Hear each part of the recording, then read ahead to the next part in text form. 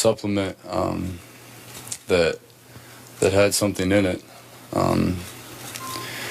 and I did not check with the medical staff before taking it.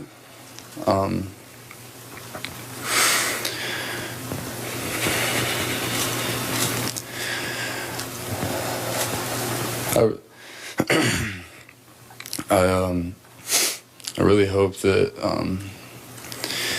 that people can learn from this, learn from my mistake, and I'm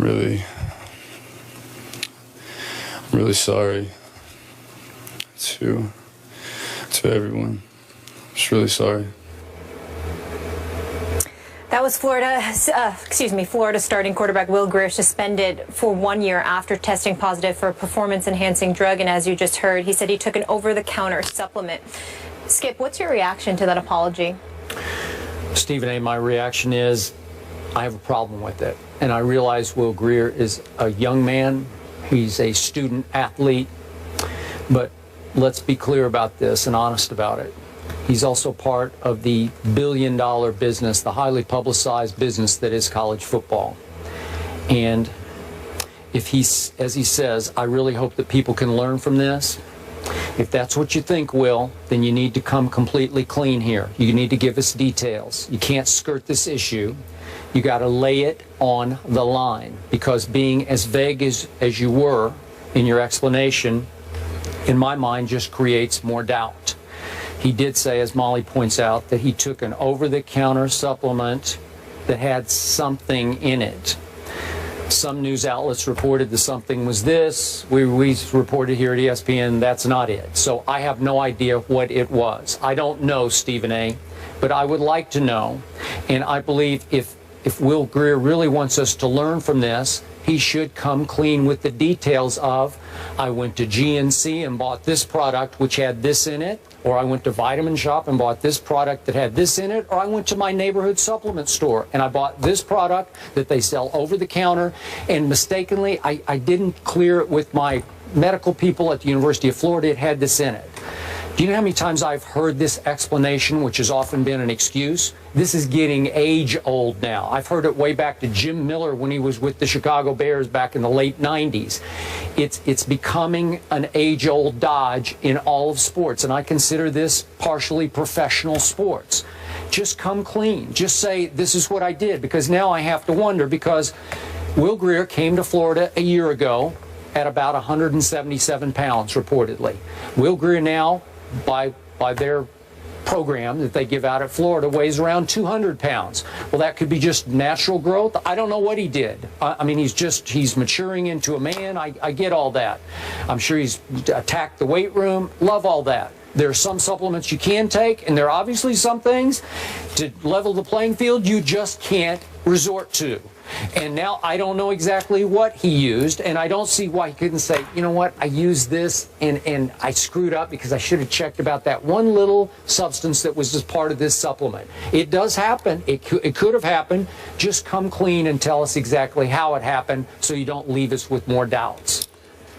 I echo your feelings in terms of the details, what you require, what you think he should be more open about it. But I don't have the problem with him that you have. And the reason why I don't have the problem with him that you have is because you consider this partially professional sports. I certainly would refute that adamantly and emphatically when it comes to the athletes themselves. It's anything but professional sports, because these brothers need to be paid some stipend or whatever, and that is not happening. Having said all of that, that's not the issue. The issue clearly here is deception, because why wouldn't you go to the medical staff at Florida and let them know what the deal is? He made a mistake. My problem is, Skip, is that it doesn't negate the fact that I think the NCAA is incredibly excessive with this penalty, because in the NFL, we just saw Antonio Gates come back. We saw Martavis Bryant come back. 4-game suspension. Yep. Sheldon Richardson with the marijuana and the weed and all of this other stuff. He was going for 4 games, and they haven't even addressed. They were driving 143 miles an hour with a 12-year-old in the back seat. There are so many things that happen with these professional athletes. and they're only getting 4 games. How do you as an institution, when we're talking about dealing with kids who you don't pay, will not allow to get any kind of representation whatsoever to represent them, then turn around and punish them for an entire calendar year?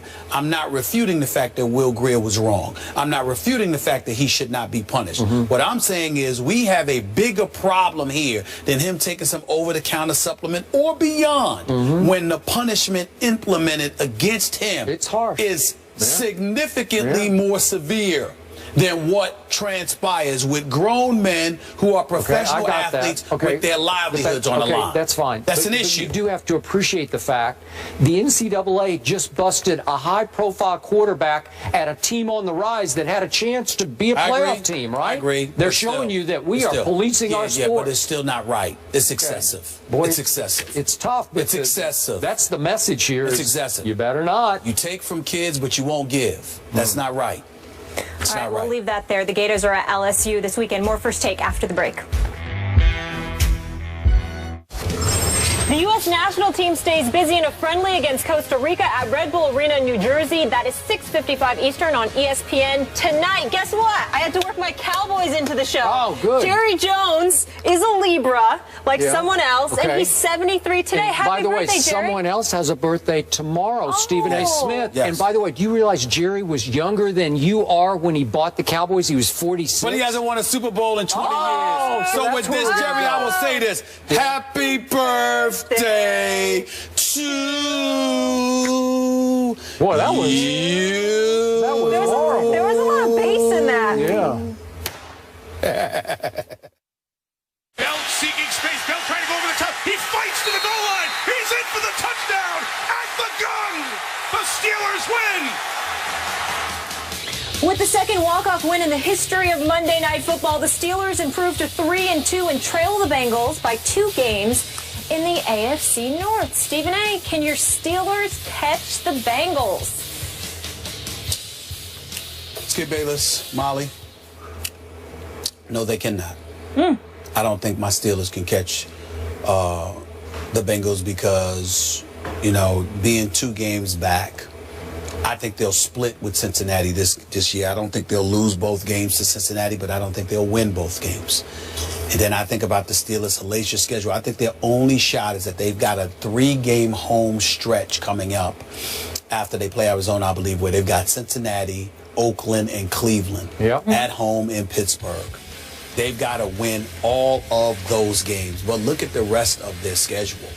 I mean, we're talking about the bye week in week 11. Then you're at the Seahawks. You're home against the Colts. You're at the Bengals. You're home against the Broncos. And then you close out the season at Baltimore and at Cleveland, which, by the way, are going to be 2 tough games. I just think of that mindset when I compared that to Cincinnati's schedule. I'm just looking at it right now. I guess Buffalo will be tough this week. We'll see what happens. But obviously, Cincinnati can win that game. You're at Pittsburgh. Then you got Cleveland, Houston at home. Those are wins to me. You got a road game against Arizona, which is a toss-up. You're home against St. Louis. That's a win to me. You're on the road against Cleveland. That's a win to me. You're at home against Pittsburgh. If you lose at Pittsburgh, you'll beat Pittsburgh at home. You're on the road at San Francisco. I think that's a win. You may lose to Denver in Denver, but then you got Baltimore on your home turf.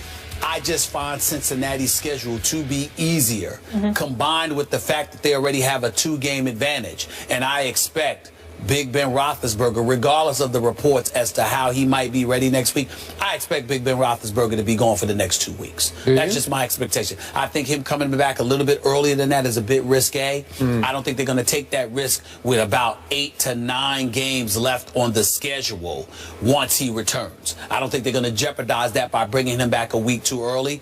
So I look at it from that perspective, and I just don't see how the Steelers are going to be able to catch Cincy. If Cincy's schedule was tougher, that would be different. But because I find their schedule to be easier than Pittsburgh's, and Pittsburgh already being in a hole 2 games, I think that I have to roll with Cincinnati to hold on to this division and for the Steelers to gather a wild card victory. So is your gut that Ben would miss the next 2 games? Yes. Or come back for the game at Kansas City? No? I think he'll be gone for at least the next game, probably the next Probably 2 games? I say definitely the next game, probably the next 2. Okay. If you're right about that, there is no way they're going to catch the Bengals. And this is no disrespect to Michael Vick, who had such a great close to that game last night, but I don't think they can teeter through the next 2 games with Michael Vick as the quarterback, because he's going to hit and miss and hit and miss. I don't think they can beat Arizona with Michael Vick. I don't think they can win at Kansas City with Michael Vick. That's just me. I do think Ben could win those games. And from just watching Ben throw before the game last night, again, they said he's never worn a knee brace before, but I will bet you if it were left up to Ben, which it probably will not be, but if it were left up to Ben watching him throw last night, I'll bet you he wants to play against Arizona. They're saying there's an outside chance he could play against Arizona. If he does, I think it would lift the whole team up to the point they could beat a very good Arizona team. It's his left leg injured, is it not? No, I'm not sure about remember. that. I think believe it's his left leg. Yep. Because when you're throwing right-handed, you're using your left. Well, either way, you're You using use- both of them, but you're you're really pushing off your right. Well, if you're right-handed, you're actually using your left leg to fling that football. You're actually using your left leg. Right. And so for me, when I look at it from that perspective, I think that leg has to be healthier. It and I is think his it's left risky. leg. The That's right. producer just told me, yep. It is his left leg. So if you're throwing right-handed, But your plant leg is you're planting your left leg. Skip, No, you're throwing off you're your planting your right leg. No, you're not. It's your left. It's your left. You throw off your front foot? Yeah. You're throwing off. You're using your left leg as leverage. When you're throwing right-handed, you're planting with your left leg. That's what you're doing. But your drive leg is your right leg. But I'm just right? saying that, Okay. yeah. But I'm All saying right. you're planting your left leg. Okay. That leg is very, very important. And I think to rush him back would be incredibly risky. So I don't think they're the going risk to would do be that. you just get hurt I see again. the Steelers, like I told you before, that Michael Vick was coming into these 4 games: Baltimore, San Diego, Arizona, Kansas Yep. City. I said that they would go 2-2, and I still stand by that.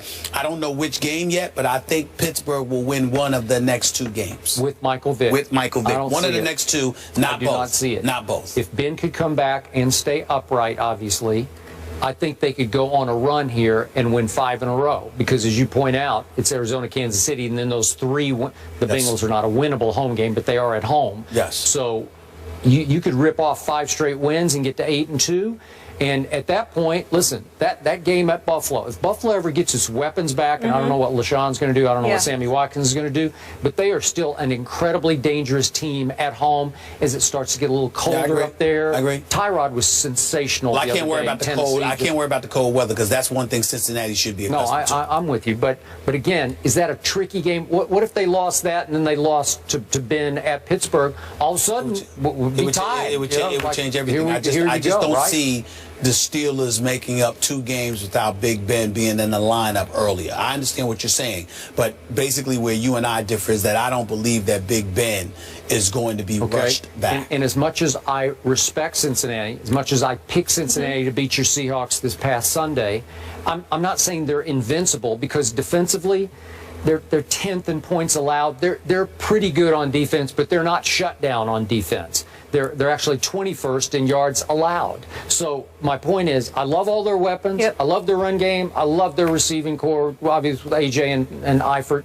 But still, Can you bet on them in the postseason, Skip? But no, I'm just confining it to the rest of the regular season. Yeah. Can you bet on them to go what? 16-0? No. Yeah. Can you bet on them to go 14-2? No, you can't. They're going to lose it. They have to go to Arizona and go to Denver. But can you bet on the Steelers going 13-3? No, I don't see Cincinnati losing more than 3 games this year. Really, boy, at Arizona, at Denver.